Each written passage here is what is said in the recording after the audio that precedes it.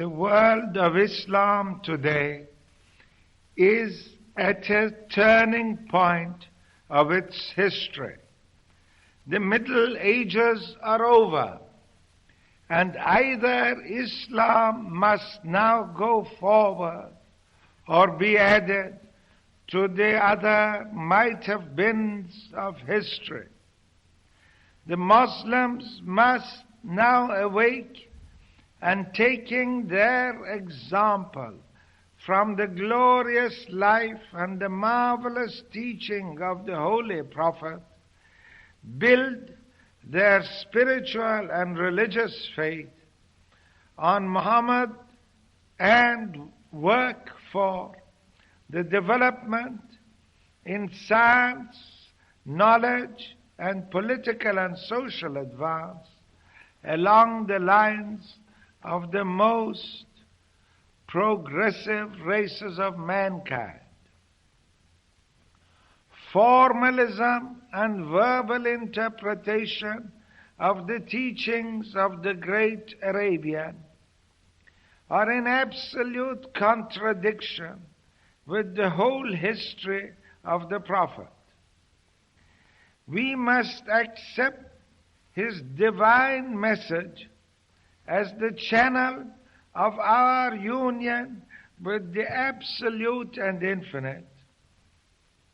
And once our spiritual faith is firmly established, fearlessly go forward by self-sacrifice, by courage, and by application to raise the scientific, the economic, the political and social position of the Muslims to a plane of equality with Christian Europe and America. Our social customs, our daily work, our constant effort must be tuned up, must be brought into line with the highest form of possible civilization. At its greatest period, Islam was at the head of science, was at the head of knowledge, was in the advanced line of political, philosophic, and literary thought. Today, we are in our Middle Ages. We must get out of them and begin our new era with strength and with willpower for the coming development of our people. The Muslim world can today be divided into two general parts. One consists of the vast Muslim population living under European and other non-Muslim rule. The second part consists of the independent Muslim states of Arabia, of Persia, of Afghanistan, of Egypt, of Turkey.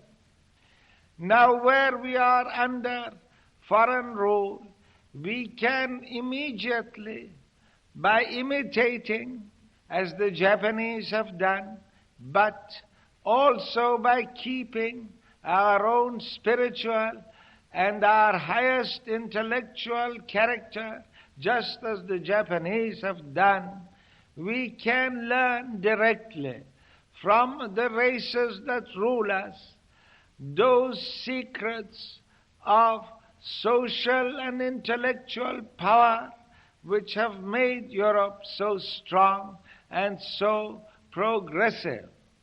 Where we are in independent position, intensive culture, intensive education of the youth, intensive imitation, if you like, but always, as in the case of Japan, keeping our highest moral and emotional and spiritual self in our own historical development.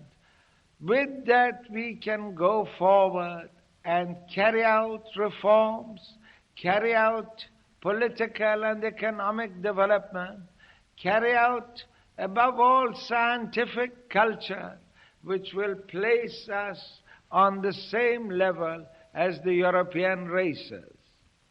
In cases like India, in countries like Java, like Morocco, and like North Africa, we can immediately learn from our European fellow subjects or rulers, if you prefer so to call them, those secrets of power over nature, of scientific and economic and industrial development, which has made Europe so powerful. Along these lines, my fellow Muslims, I implore you, I beg of you, to work for the advancement of the whole world of Islam, but never forget our intellectual debt to our Holy Prophet.